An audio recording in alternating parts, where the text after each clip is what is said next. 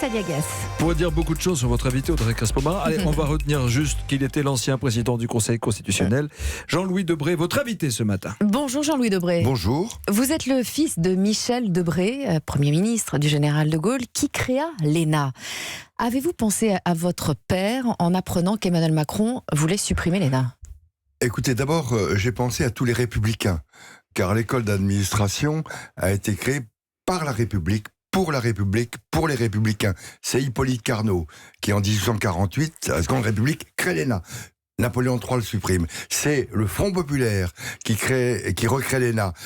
On l'arrête après. Après, en 1981, c'est François Mitterrand. Les ministres communistes maintiennent l'ENA.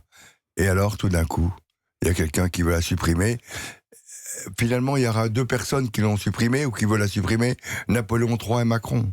Et comment expliquer qu'Emmanuel Macron, qui en est issu, veuille la supprimer ? Il en connaît trop bien les défauts ? Je ne sais pas, puisque c'est exactement en contradiction totale avec ce qu'il disait il y a encore 18 mois, où il défendait l'école d'administration. Mais alors, vous savez ce qui est reproché à l'ENA ? On voit par exemple que 70% des étudiants de l'ENA sont des enfants de la bourgeoisie, des CSP+. Est-ce que ce n'est pas avant tout une école élitiste ? Oui, alors, madame, si on part sur ce système-là, supprimons Polytechnique, supprimons l'école de la magistrature, supprimons les ponts et chaussées.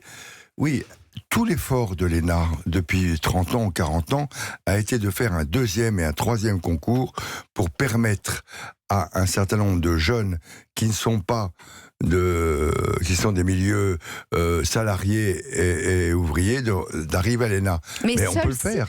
Seuls 6% des élèves sont enfants d'ouvriers et d'employés. 6%, et beaucoup moins qu'il y a 50 ans. C'est pas le problème de l'ENA, c'est le problème de la scolarisation et des écoles et des études supérieures.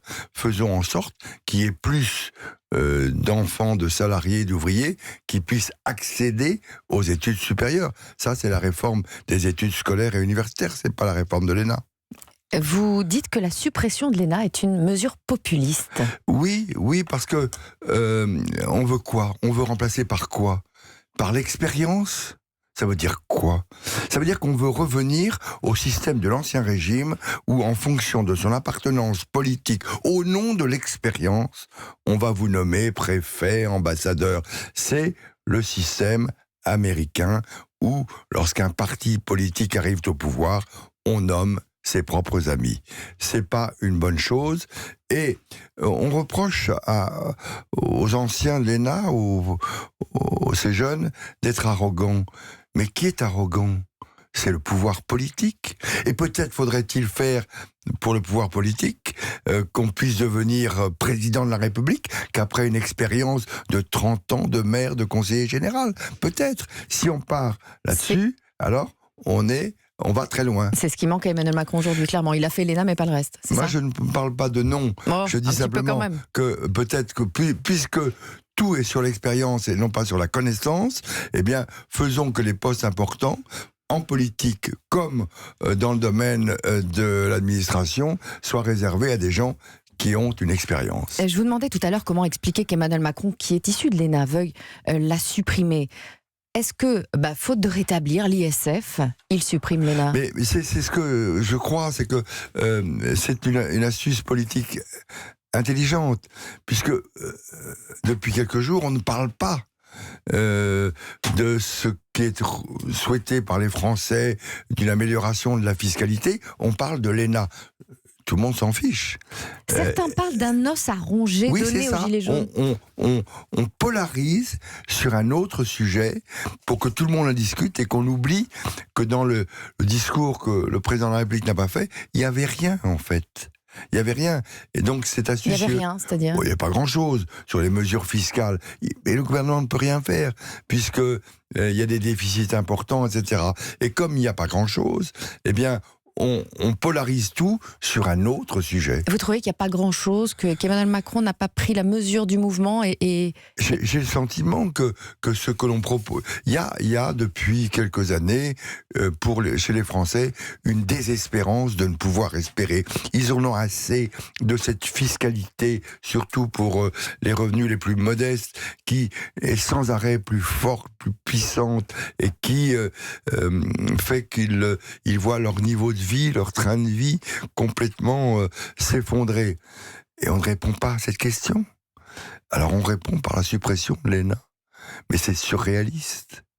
Et la suite alors, si on ne répond pas ? Je ne sais pas. Je ne sais pas, je suis très inquiet. Le pouvoir politique, à force de ne pas vraiment écouter ou de ne pas donner le sentiment de comprendre la désespérance des Français, eh bien, il y a un décalage de plus en plus grand entre les Français et les politiques. Jean-Louis Debré, vous avez fait un don pour la reconstruction de Notre-Dame ? Pas encore, mais je vais le faire. Mais je vous signale que si j'en fais un, je ne ferai pas de publicité. Voilà. Vous estimez que quand on donne, on ne le dit pas ? C'est plus beau. C'est plus beau. Le geste est plus noble. Je crois que on le dit après. On dit que c'est quand c'est fini. Mais le geste comme ça, discret, est plus fort que ceux qui font de la publicité. Les milliardaires français, Pinault, Arnault, Bettencourt, ont donné à eux 500 millions pour reconstruire Notre-Dame. Ils l'ont dit, si je reprends votre expression, ils tenaient avant tout à se faire de la publicité ?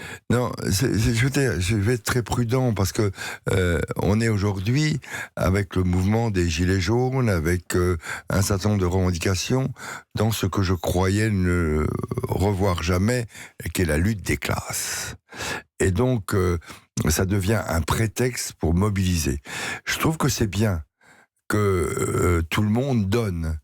Notre-Dame a été et est un symbole de la France. Je regrette peut-être un peu trop de publicité, parce que finalement ça nuit à la cohésion nationale. Mais n'empêchons pas ceux qui ont de l'argent de donner.